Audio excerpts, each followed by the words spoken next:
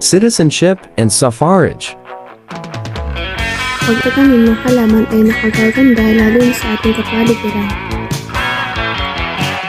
Kahit na ako'y mahirap lang, marami naman akong kaibigan.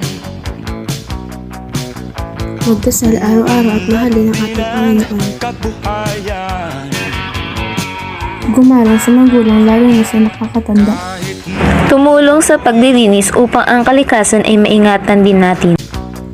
Paraan ng pagboto. Pag-asa'y aking makakamtan. Pangangampanya.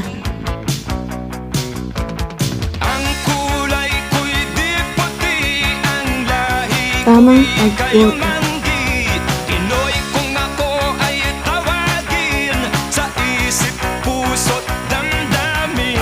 Pinoy. Bill of Rights. Section 1 to 5. Bill of Rights. Section 1. The Philippines is a democratic and republican state. Sovereignty resides in the people and all government authority emanates from them. Section 2.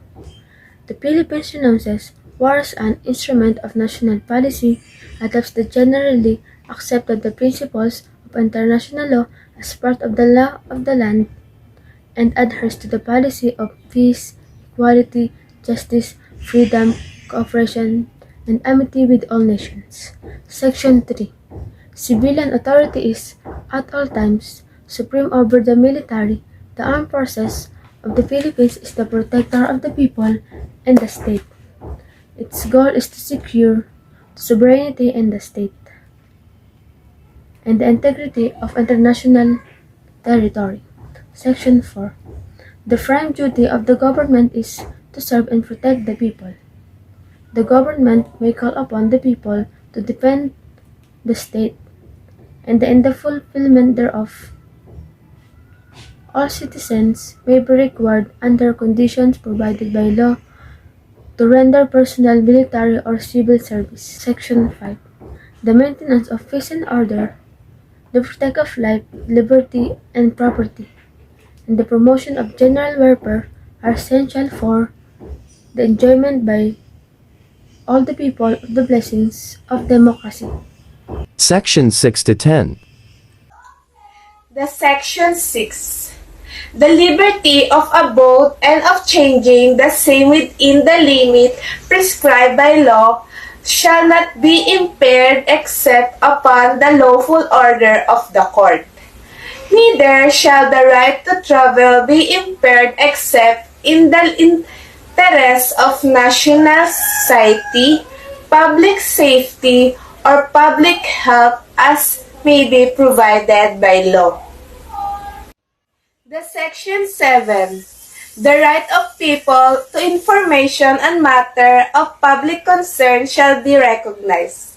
Access to official record and to document and paper pertaining to official act, transaction, or decision as well as to government research data, used as basis for policy development, shall be afforded the citizen subject to such limitation may be provided by law. Section 8.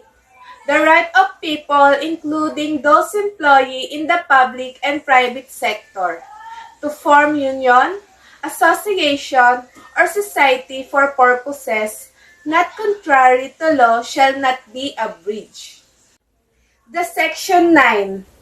Private property shall not be taken for the public use without just compensation. The Section 10. No law impairing the obligation of contract shall be passed. Section 11 to 14. Section 11. The state values of dignity of every human person and guarantees full respect for human rights. Section 12. The state recognizes the sanctity of family life and shall protect and strengthen the family as a basic autonomous social institution. It shall equally protect the life of the mother and the life unborn from conception. Section 13. The state recognizes the vital role of the youth in nation building and shall promote and protect their physical, moral, spiritual, intellectual, and social well-being. Section 14. The state recognizes the role of women in nation building and shall ensure that the fundamental equality before the law of women and men. Section 15 to 19.